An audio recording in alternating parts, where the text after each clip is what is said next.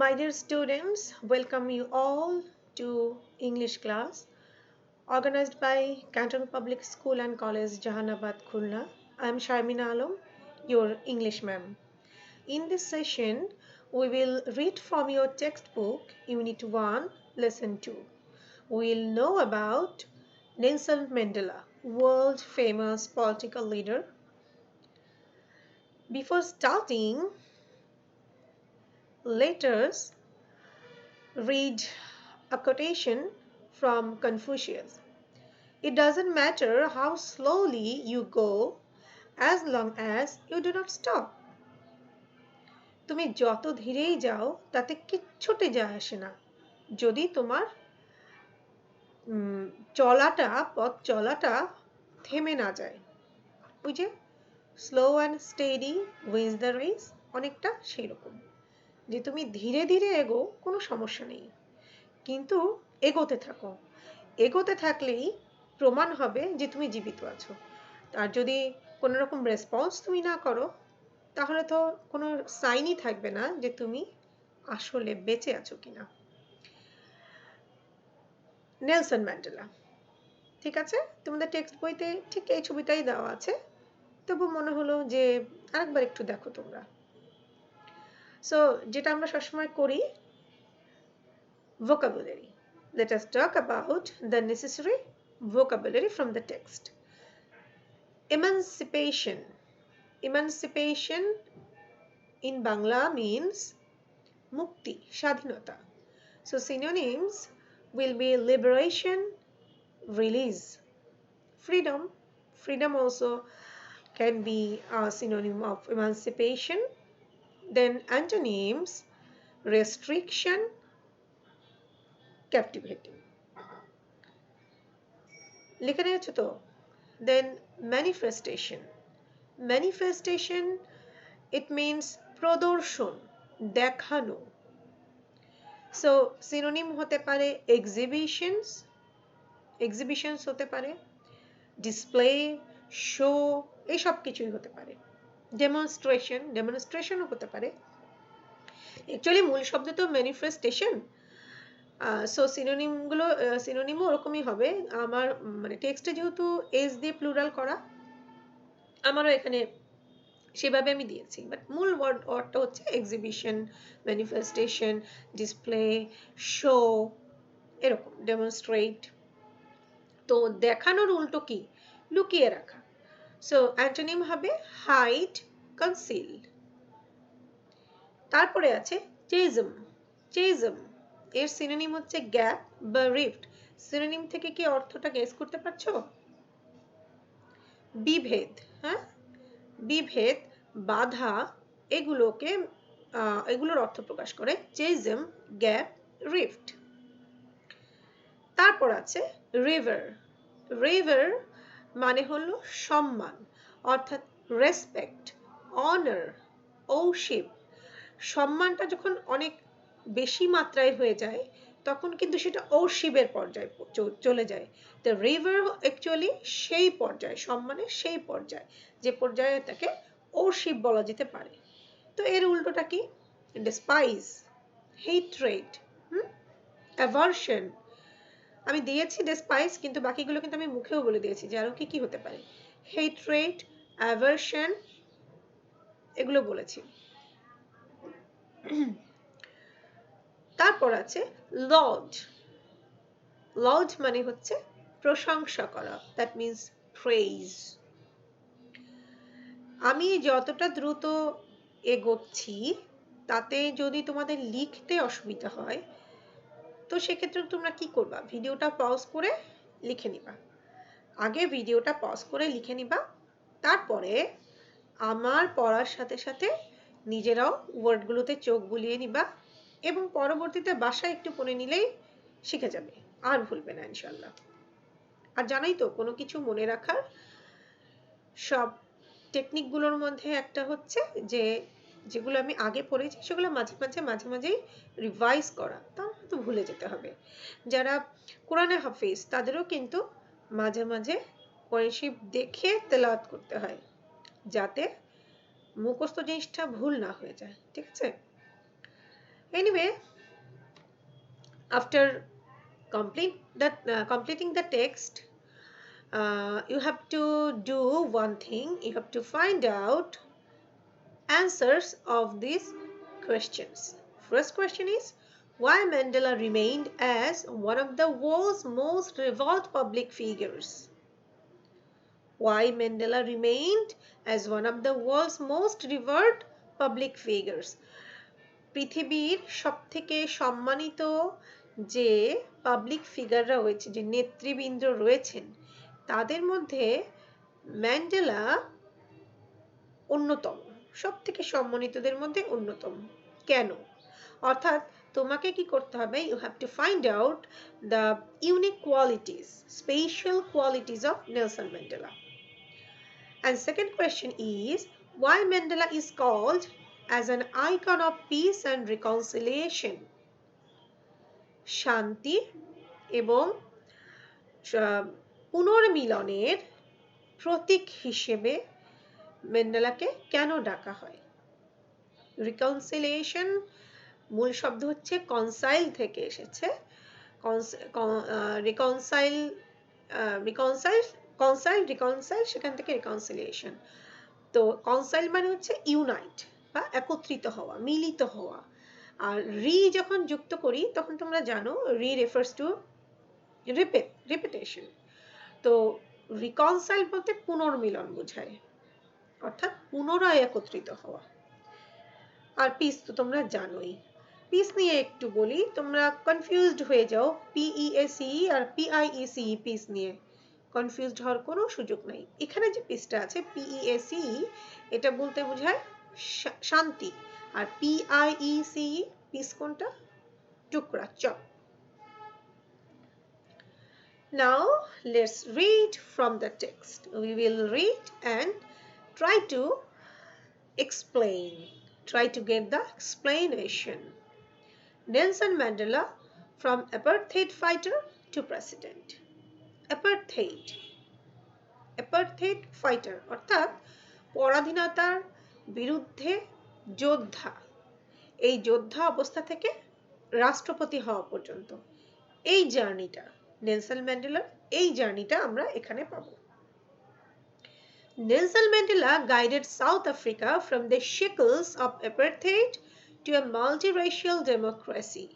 As an icon of peace and reconciliation who came to embody the struggle for justice around the world. Nelson Mandela South আফ্রিকাকে পরাধীনতার শেকল থেকে বহুজাতিক গণতন্ত্রের দিকে পথ নির্দেশ করেছেন। As an icon of peace and reconciliation who came to embody the struggle for justice around the world. এবং এই কাজটা উনি করেছেন শান্তি এবং পুনর্মিলনের একজন প্রতীক হিসেবে, যিনি সারা বিশ্বে ন্যায় বিচার প্রতিষ্ঠার যে স্ট্রাগল সেটাকে ব্যক্তি রূপ দেয়। এমবাডি মানে হচ্ছে পার্সনিফাই করা, অর্থাৎ কোনো বস্তুকে যদি কোনো ব্যক্তির রূপ দেওয়া হয় সেটাকে বলা এমবডি করা অথবা পার্সনিফাই করা। তো আমরা যদি স্ট্রাগল ফর জাস্টিস এই টার্মটাকে কোনো মানুষ রূপে কল্পনা করতে চাই, তাহলে যে মানুষটার চেহারা আমাদের চোখের সামনে ভেসে উঠবে তিনিই হচ্ছে নেলসন ম্যান্ডেলা। অর্থাৎ নেলসন ম্যান্ডেলা এবং স্ট্রাগল ফর জাস্টিস যেন অবিচ্ছেদ্য, তারা এক। Imprisoned for nearly 3 decades for his fight against white minority rule, Mandela never lost his resolve to fight for his people's emancipation. 3 দশক ধরে তিনি জেলে আটক ছিলেন। কি জন্য? হোয়াইট মাইনরিটি রুল এটার বিরুদ্ধে অবস্থান নেওয়ার জন্য।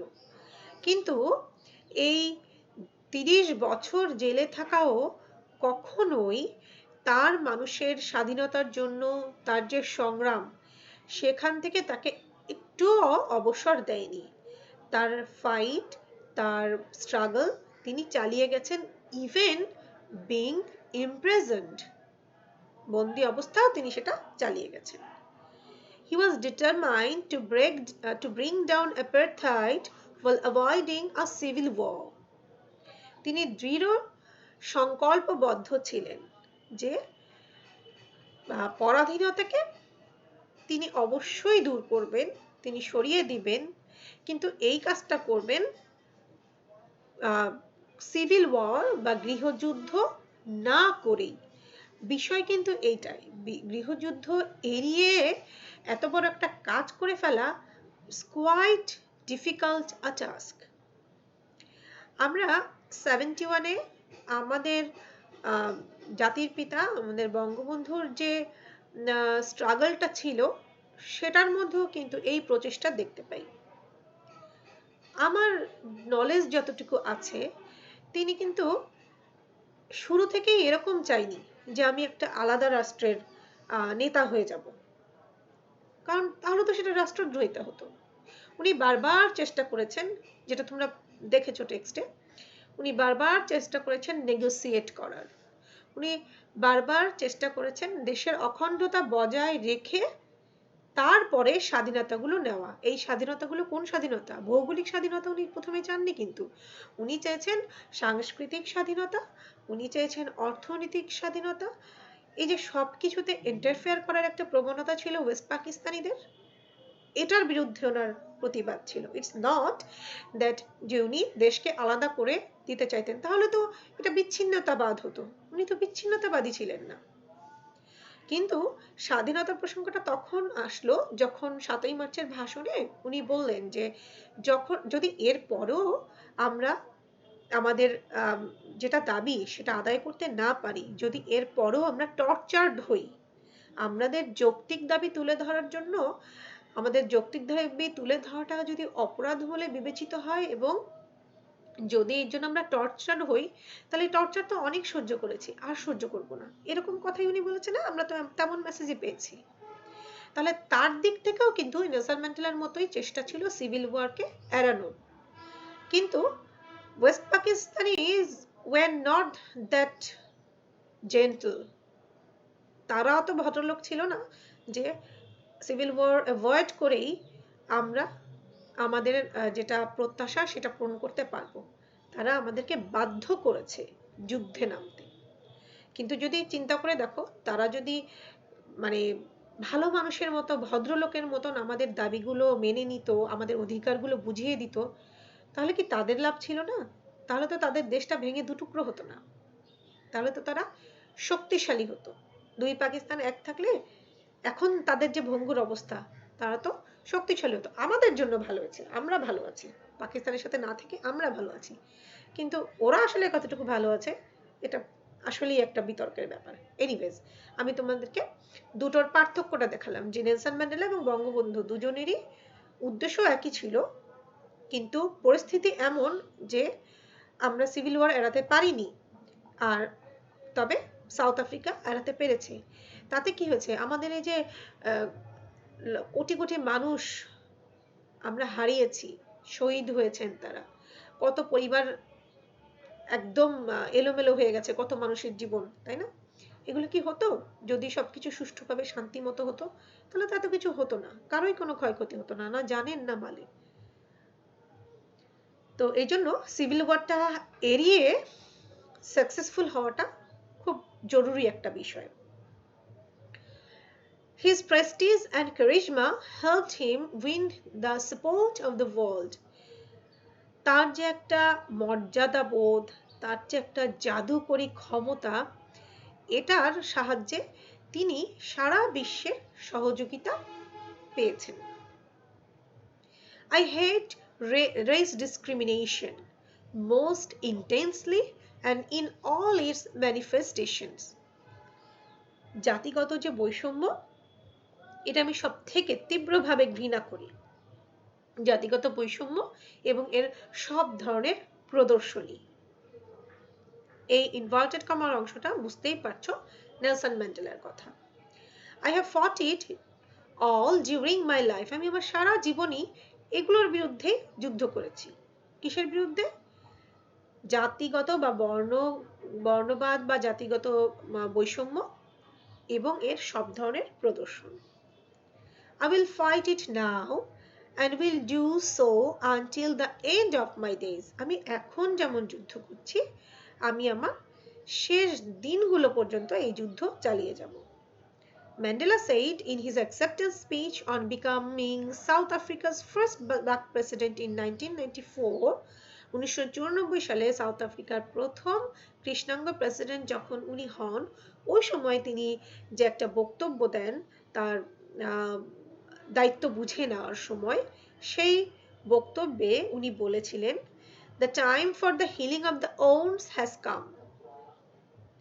মানে দীর্ঘদিন হোয়াইট ভার্সেস ব্ল্যাকদের মধ্যে যে একটা দ্বন্দ্ব চলছিল, দীর্ঘদিন কারোর মধ্যে যখন শত্রুতা থাকে, তখন মনের মধ্যে অনেক ক্ষোভ, অনেক কষ্ট, দুঃখ এগুলো সৃষ্টি হয় না? তো যখন আলটিমেটলি একটা রিকনসিলিয়েশন হলো, একটা অর্জন হলো, স্বাধীনতা বলো, গণতন্ত্র বলো, যখন একটা অর্জন হলো, তখন সেই পুরনো রাগ, ক্ষোভ, দুঃখ, কষ্ট ধরে বসে থাকলে তো হবে না। তখন কি করতে হবে? সবকিছু ভুলে গিয়ে সামনে এগিয়ে যেতে হবে। তো ওইটাই উনি বলেছে যে পুরানো যে ক্ষত, অর্থাৎ রাগ, দুঃখ, ক্ষোভ, এগুলো সারিয়ে নেওয়ার সময় এসেছে। The moment to breach the chasms that divide us has come. সেই সময় এসেছে যে সময়ের দাবি হলো আমাদের ভেতরকার আমাদেরকে বিচ্ছিন্ন করে রাখছে যে দেয়াল, আমাদের ভেতরের যে দেয়াল, সেই দেয়ালগুলো তুলে দেওয়ার। We have at last achieved our political emancipation. পরিশেষে আমরা আমাদের রাজনৈতিক স্বাধীনতা পেয়েছি, রাজনৈতিক মুক্তি পেয়েছি। In 1993, Mandela was awarded the Nobel Peace Prize, an honor he shared with F.W. de Klerk, the white African leader who had freed him from prison 3 years earlier and negotiated the end of apartheid. 1993 সালে Mandela Nobel শান্তি পুরস্কার পেয়েছিলেন এবং এটা পেয়েছিলেন যৌথভাবে।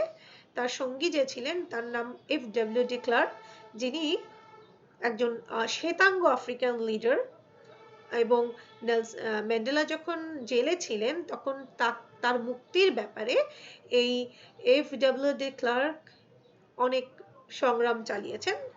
ওনার বদৌলতে উনি মুক্তি পেয়েছেন এবং ওনার সহযোগিতায় নেগোশিয়েটেড দ্য এন্ড অফ অ্যাপারথেইড, অ্যাপারথেইডের যে শেষ পরিণতিটা, এটার ক্ষেত্রে নেলসন ম্যান্ডেলার সাথে সাথে উনিও কাজ করেছেন, অর্থাৎ তারা দুজন সমঝোতার ভিত্তিতে কাজ করেছেন।